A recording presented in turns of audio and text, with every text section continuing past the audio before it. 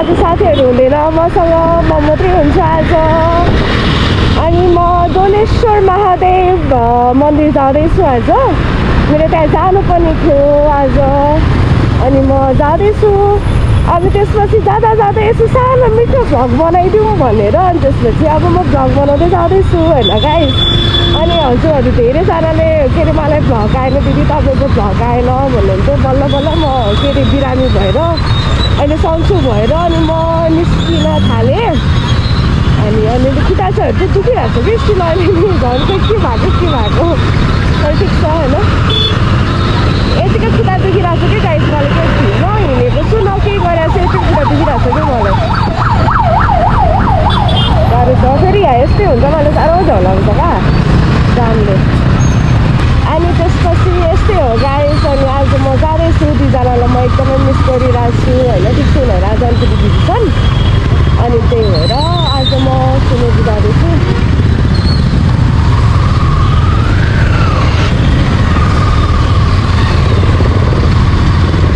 अक्का लाग्छ क्या है जामले। फेरि गर्मी त्यस्तै छ, घाम लगाएर त्यही पनि त्यस्तो गर्मी भइरहेको छ क्या। के भएको छ यो? त कसरी जाम नहुने टाइममा निक्लेको थियो त, किन यस्तो भइरहेको थियो? ऐसे कैसे हुआ गाइस, ऐसे कैसे हुआ? आज कस्तो अनौठो लागिरहेछ क्या मलाई त। यसरी म आफ्टर लङ टाइमपछि मेरो साथीहरूसँग छुटेर यसरी भ्लग बनाइरहेको छु नि त गाइस। अनि मलाई कस्तो अनौठो लागिरहेछ कि यहाँ नत्र म साथीहरूसँगै भ्लग बनाइरहेको हुन्थेँ नि त, मैले एक्लै बनाइरहेको हुँदैन थिएँ। अनि आज मलाई कस्तो हुन्छ नि अनौठो टाइपको लागिरहेछ क्या। ठिक छ खुट्टा झुन्डाउने। अनि त्यसपछि घाममा बस्ने। अब रातेमा आइपुगेँ। अनि म चाहिँ मन्दिर जान लागेको भएर खाना पनि नखाइकन आएको छु कि। स्पिडमा चलाउन नि डर लाग्छ, कताको झाडीतिर गएर लुक्तिर हुन्छ, टेन्सन हुन्छ होइन। काट्दैन भन्छ आफत पर्छ गाइस। घाम लागेर कस्तो अल्छी लाग्ने क्या है, घाम लागेर मर्नु पो भयो त ढाड पुग्नु त। झन् यस्तो मैले जाममा पऱ्यो भने आजको टेन्सन जाममा परेको, तर गाइस म त लास्ट इयर टेन्सनै जाममा परेँ नि। घुरे नगर्नु लास्टै।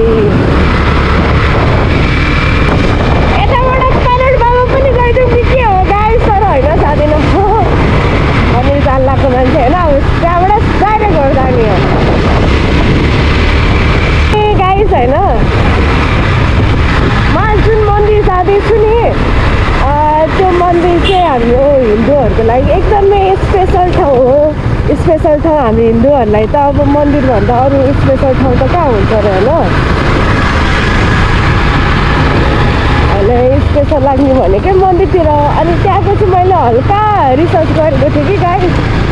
अनि मैले के रिसर्च गरेको थिएँ भने, अनि हाम्रो शिवजी चाहिँ त्यहाँ लुक्नु भएको रहेछ होइन। त्यहाँ चाहिँ पाण्डवहरूदेखिबाट लुक्नु भएको रहेछ। अनि हाम्रो पाण्डवहरूले चाहिँ भाइ मारेको दोष छ होइन महाभारतमा।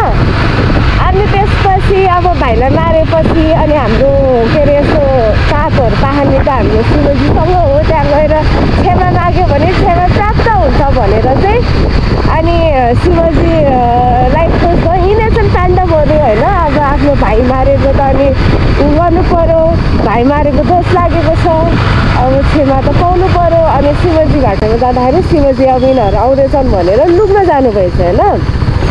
अनि जुन ठाउँ मैले जाँदैछु त्यो ठाउँमा चाहिँ लुक्नु भएको थियो। अनि त्यसपछि पाण्डवहरूले त्यहाँ छन् भनेर थाहा पाएछन् होइन।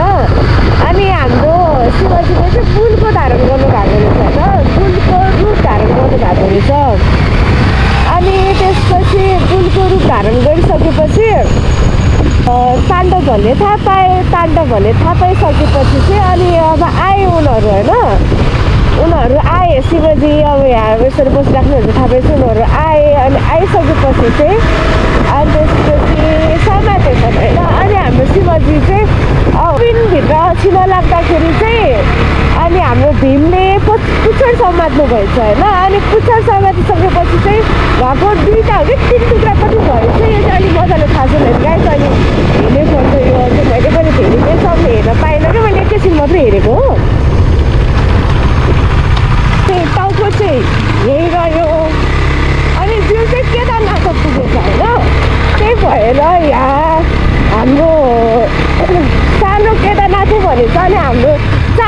भन्ने ठाउँमा एउटा पशुपति र यहाँ चाहिँ कम्पलसरी जानै पर्छ अरे कि नत्र त्यो गरेको केही फाइदै हुँदैन अरे कि है मैले सुनेको गाइस मलाई नि यस्तो कुरा अलिक मजाले थाहा हुँदैन अलिकति हेर्छु रिसर्च गरेँ अलिकति छोटो टाइम थियो कलेजबाट आएपछि छोटो टाइम थियो मसँग अनि मलाई एकदम इन्ट्रेस्टिङ लाग्यो अनि मलाई यहाँ जानु मन लाग्यो क्या अनि म आएँ मन्दिरमा फेरि एकदमै मन्दिरतिर जाने रुचाउने मान्छे हो नि गाइस यताबाट जाने हो हजुर हो पार्किङ यहाँ भन्नुभएको यताबाट जाने भन्नुभयो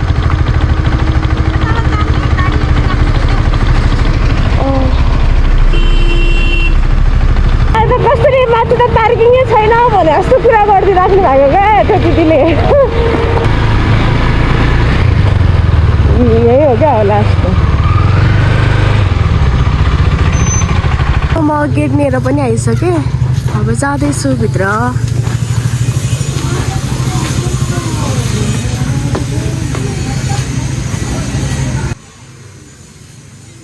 जुत्ता राखिसकेँ मैले अब यहाँबाट निस्किन्छु तर खै यहाँ मान्छे हुनुहुन्न रहेछ आफै लिने आफै हो भने रहेछ ठिक छ राखेँ अब जान्छु भित्र यता चाहिँ लक्ष्मीनारायण विष्णु मन्दिर भित्र विष्णुजी सुतिराख्नु भएको छ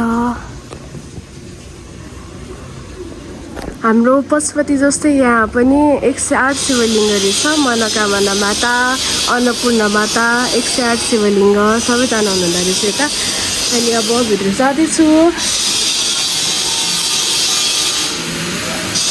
तर मन्दिर मैले यस्तो खाली त यहीँ देखेको होला हो नत्र सबै प्याक यहाँ पनि हुन्छ होला कुनै टाइममा होइन